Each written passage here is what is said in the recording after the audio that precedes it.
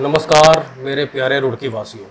दोस्तों, आपको पता ही है कि कोरोना वायरस जैसी महामारी इस देश में भयंकर प्रकोप दिखा रही है। महाराष्ट्र में इसका बहुत बुरा हाल है। यहाँ पर उत्तराखंड में फिर भी ठीक हालात हैं अभी, लेकिन कोरोना वायरस से जो मजदूर यहाँ पर फंसे हैं उनके लिए खाना तो सब मुहैया करा रहे हैं, बहुत सी व्यवस्थाएं हो रही हैं, लेकिन अगर किसानों की बात की जाए, किसानों की बात कोई नहीं कर रहा।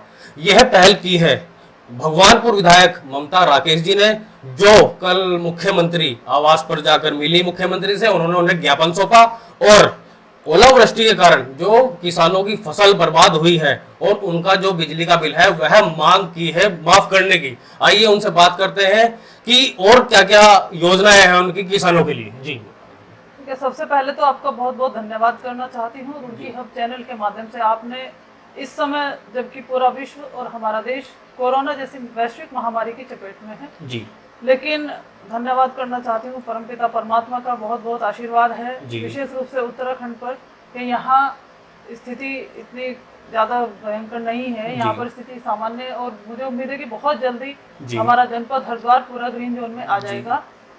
आपने मुझे पूछा कि श्रमिक जो हमारे यहाँ फंसे हुए हैं प्रवासी, विशेष रूप से भगवानपुर की बात करना चाहती हूँ।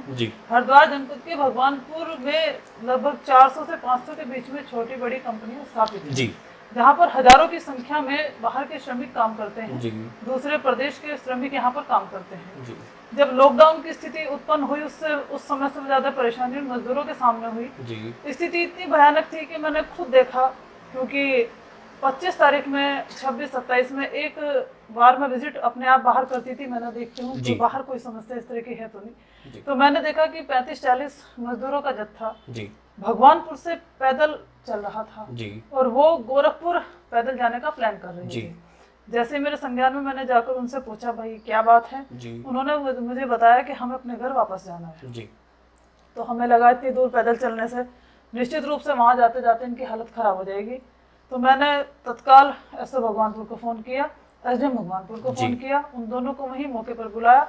उन लोगों को जिस ट्रक के माध्यम से वो लोग वहां से आए थे, वो एक कंपनी में ही काम करते थे, उन्हें तत्काल मैंने क्वारंटाइन करवाया, उनके खाने पीने की व्यवस्था करवाई, स्वास्थ्य की जाँच की, और अब मुझे बताते हुए खुशी हो रही है कि कल वो सब लोग अपने अपने घर चले गए। देखिए दोस्तों, मैं आपको पहले भी कह चुका हूँ कि भगवानपुर क्षेत्र इंडस्ट्रियल एरिया है, उसमें बहुत से मजदूर वहां पर आज भी फंसे हैं, जिनकी व्यवस्था भगवानपुर विधायक जी ने खाने की व्यवस्था और जो सामग्री है, जो ड्राई सामग्री है, उसकी व्यवस्था भी कराई है। लेकिन बात करें किसानों की, किसानों को लेकर जैसे आप मुख्यमंत्री जी से मिली हैं तो उन्होंने क्या आश्वासन दिया है? देखिए, कल मैं मुख्यमंत्री से मिलने के लिए गई, विशेष रूप से समस्याएं थी किसान भाइयों की तो है ही है।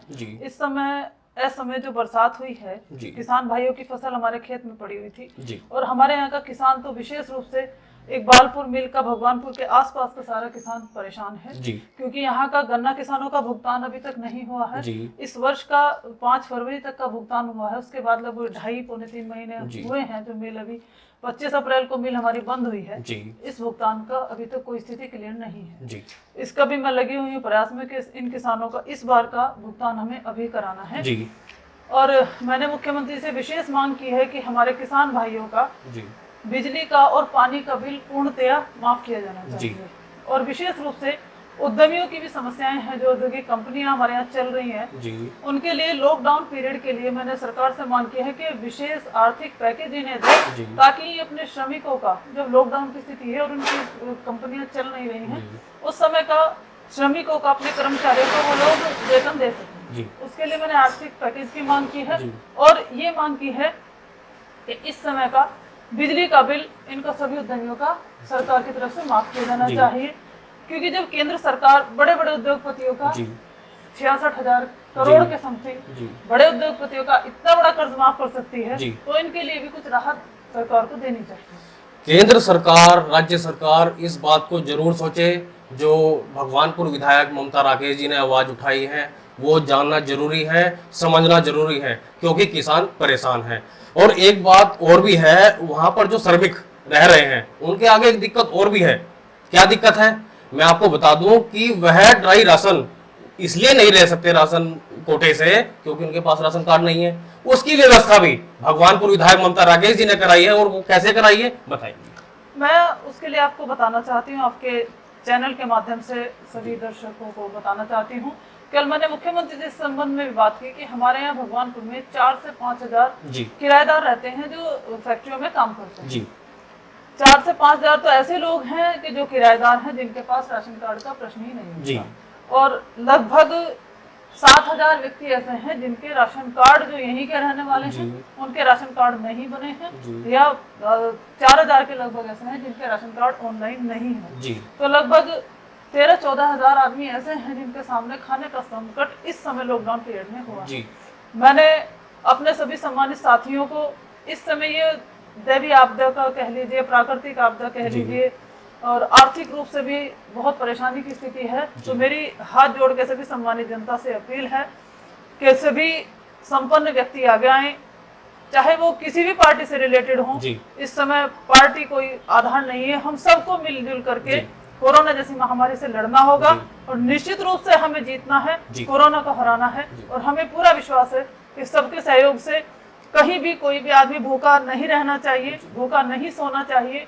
सभी संपन्न व्यक्ति आगे आए और जरूरतमंदों की मदद करें। जी विधायक जी, एक सवाल और आपसे पूछना चाहूंगा कि एक और दिक्कत शायद आपके भी सामने आई होगी, जो श्रमिक वहां पर काम करते हैं वो ये कह रहे हैं कि हमें खाना ना दे एक दिन का, लेकिन हमें अपने घर जाना है, उसकी व्यवस्था कैसे करवाएंगे आप? उसके लिए हमने व्यवस्था कराई है। मेरे पास पिछले 3 दिन से लगातार सुबह शाम, और आप विश्वास रखिए मेरा, सबसे मैंने कह रखा है कि 24 घंटे मेरा फोन खुला हुआ है। जिस किसी भाई को कभी भी कोई भी आवश्यकता हो मुझे फोन कर सकता है, और मेरा फोन हमेशा मैं ही उठाती हूँ। तो 3 दिन से पिछले मैं लगी हुई हूँ। हमारी पार्टी के वरिष्ठ नेता है मनीष खंडूरी जी, उन्होंने एक ऐप डाउनलोड किया है, बनाया है, एक साइट बनाई है उन्होंने। उसके माध्यम से हमने उन लोगों से आवेदन मंगवाए हैं कि जो यहाँ पर फंसे हुए हैं, बाहर के या बाहर भी हमारे लोग उत्तराखंड के बाहर फंसे हुए हैं, उनसे आवेदन मंगाए हैं। व्हाट्सएप के जरिए, माननीय विधानसभा अध्यक्ष जी के जरिए हमने आवेदन मंगा करके उनकी व्यवस्था करा रहे हैं। वहां से उनके प्रार्थना पत्र मंगाए, और यहाँ की सरकार ने जुड़ करके, आपने देखा खंडूरी जी ने सबसे पहले पहल की, हमारी कांग्रेस पार्टी ने। इसके लिए मैं अपने माननीय अध्यक्ष जी को बहुत बहुत बधाई और धन्यवाद देना चाहती हूँ, खंडूरी जी को। और उसके माध्यम से हमारे पास, आप विश्वास रखिए कि 2 दिन के अंदर 10,000 हमें आवेदन पत्र प्राप्त हुए। और कल ही मैं खुद काली नदी चौकी पर गई थी, जहाँ पर यहाँ से बाहर जाने वाले जो हमारे प्रवासी साथी फंसे हुए थे, मजदूर भाई फंसे हुए थे, कुछ छात्र थे, उनको 1033 लोग हमने कल यहाँ से भिजवाए। मैंने सारी व्यवस्थाओं का जायजा खुद लिया, मैं खुद वहाँ मौके पर गई। शाम को उन्होंने कुशल पूरा मेडिकल परीक्षण करके उन्होंने उनके गंतव्य को भेजा। यानी कि भगवानपुर विधायक जी सभी समस्याओं को जल्द से जल्द सोल्व कर रही हैं बाई स्टेप। और एक बात और मैं आपको बता दूं, रुड़की हब की टीम जब भगवानपुर पहुंची, जो हमारे वरिष्ठ पत्रकार संदीप तोमर जी ने दिखाया कि वहां सोशल डिस्टेंसिंग का पालन नहीं हो रहा था, सोशल डिस्टेंसिंग का पालन ना हो रहा था, इसी बारे में अवगत कराया भगवानपुर विधायक ममता राकेश जी को। उन्होंने तुरंत संज्ञान लिया और संबंधित चौकी पर फोन करके जब भी वहां पर पुलिस बुलाई और सोशल डिस्टेंसिंग के लिए उन्हें जागरूक किया। दोस्तों, ऐसी हैं भगवानपुर विधायक ममता राकेश जी, जो इतना अच्छा काम कर रही हैं अपने क्षेत्र में। आगे भी हम ऐसे जो राजनेता है उनसे मिलेंगे और बात करेंगे इसी बारे में कि उन्होंने किसानों के लिए क्या सोचा है। नितिन कुमार रुड़की हब से।